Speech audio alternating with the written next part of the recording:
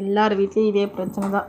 என்ன தான் நம்ம கஷ்டப்பட்டு லஞ்ச் பாக்ஸ் ரெடி பண்ணி கொடுத்தாலும் ஆனால் அது சாப்பிட்டுட்டு வரமாட்டேங்கிறாங்க. மிஸ்ஸு கூப்பிட்டு ஒரு நாளைக்கு ஒன்று சொல்கிறாங்க, சாப்பாடு கம்மி பண்ணுங்க, வேறு பாக்ஸில் கொடுத்து பாருங்கள், இல்லைன்னா வந்துட்டு கொஞ்சம் கொஞ்சமாக 2 பாக்ஸில் வச்சு கொடுங்க அப்படின்னு தான் சொல்லுவாங்க. அவங்க இஷ்டத்துக்கு ஒன்று சொல்லுவாங்க. வாரத்தில் 7 நாள் லஞ்ச் பாக்ஸ் வீடியோ போடலான்னு நினச்சேன். 2 நாள் டைம் ஆயிடுச்சு, வீடியோ எடுக்க முடில.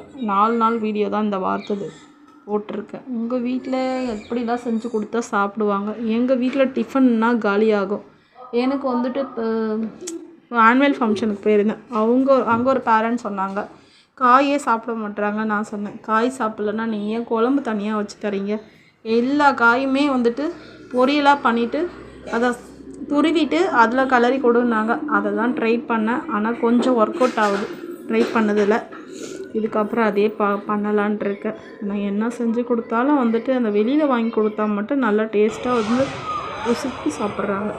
எல்லார் வீட்லேயும் அப்படி தான் இருக்கும்னு நினைக்கிறேன் பசங்கள்லாம். ஆனால் எங்கள் வீட்டில் கொஞ்சம் டிஃப்ரெண்ட்டாக இருப்பாங்க. என்ன மாட்டி விடுறதுல டிஃப்ரெண்ட்டாக இருப்பாங்க. இந்த இனியோட லஞ்ச் பாக்ஸ் இந்த வாரம் முடிஞ்சிச்சப்பா. பெரிய வேலை என்னென்னா, ஸ்கூல் போகும்போது அவங்க இஷ்டத்துக்கு என்ன கொடுத்தாலும் சாப்பிட்றதில்ல. நான் ஸ்கூல் 2 நாள் லீவில் இருக்காங்கள்ல, சாட்டர்டே சண்டே, அப்போ நம்ம என்ன கொடுத்தாலும் சாப்பிட்றாங்க. பயம் அந்த அளவுக்கு. நாங்கள் திருப்பதிக்கு போனப்போ எடுத்தது அங்கே ஹோட்டலில் சாப்பிட்றப்போ எங்கள் பையனை பாருங்கள், அந்த பரோட்டா பார்க்கும்போதே வாயில் எச்சு ஊறுது. வீட்டில் நம்மளுக்கு என்ன அதான் ஹோட்டல் சாப்பாடு சாப்பிட்டு நம்மளுக்கே பெரியவங்களுக்கு அப்படி இருக்கும்போது பிள்ளைங்களுக்கும் அப்படி தான் இருக்கும். அவங்களாம் விதவிதமாக பாருங்கள், அந்த பரோட்டா சாப்பிட்றது பாருங்கள். அந்த பரோட்டா போகவே இல்லை, எடுத்துகிட்டு வச்சுருக்காங்க. அவ்வளோதான். நான் இட்லி, அப்புறமா அனுஸ்ரீ தோசை, அனுஸ்ரீ அப்பா தோசை, என் பையன் மட்டும் பரோட்டா. அந்த பரோட்டா சாப்பிடும்போதே பாருங்கள், பிச்சுக்கு வாயில் வைக்கும்போது இது பாருங்கள், இது எப்படி சாப்பிட்றாங்க. நாம் எப்படி இருக்குமே, நம்ம பிள்ளைங்களும் அப்படி தானே இருக்கோம். ஹோட்டல் சாப்பாடு நம்மளுக்கும் நல்லா இருக்கும், அதே மாதிரி தான் அவங்களுக்கும். அதுதான் சொல்லிகிட்டு இருக்கு, நீ செய்கிறதோட அந்த சாப்பாடு நல்லா இருக்குது அப்படின்னு சொல்லிட்டு.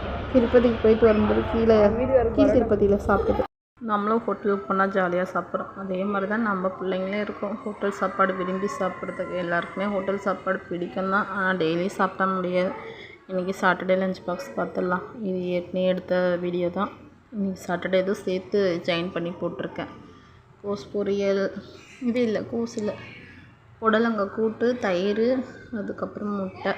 பாப்பாவுக்கு தயிர் பிடிக்காது, அதனால் புடலங்காலே போட்டு செஞ்சு கொடுத்தாச்சு. அவளுக்கு மட்டும் ஃபுல் டே ஸ்கூல், பையனுக்கு ஸ்கூல் கிடையாது. இது அன்றைக்கி நேற்றுக்கு ஸ்நாக்ஸ் செஞ்சது.